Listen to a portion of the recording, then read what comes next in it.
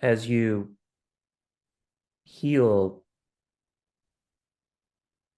the need for perfection in yourself, which is a disease, then you'll be much more allowing of others. The boundaries, the difficulty with boundaries partly comes from the perfectionism and the need to be seen as like, well, anyway, like there's a whole, right. And it's a whole thing. It's tied in with the reactions, because those are when the pressure gets too high. And where does that, that the pressure comes from the boundaries being out of whack, which comes from the perfectionism, which, is fed by feeds the judgment that comes from, is a reflection of your own judgment of self. And so really that's why beauty is such a great practice, because beauty cuts right through all of this.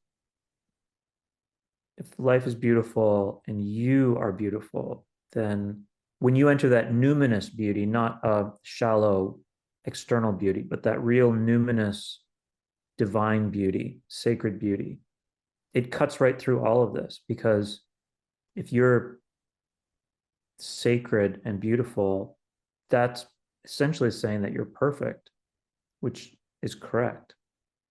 And then as you continue to work with beauty, then you can relax more and more into your beauty, which is another way of saying relax more and more into your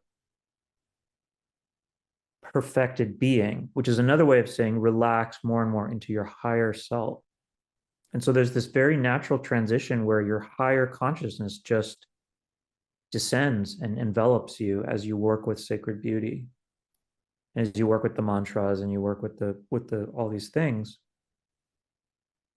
that, and it just cuts right through this whole ball of, like Solomon just taking his sword and cutting the Gordian knot in half, and so it totally then cuts through the self-judgment and the perfectionism. Because what is perfectionism? Perfectionism is a kind of indictment that you're not already perfect, but you are.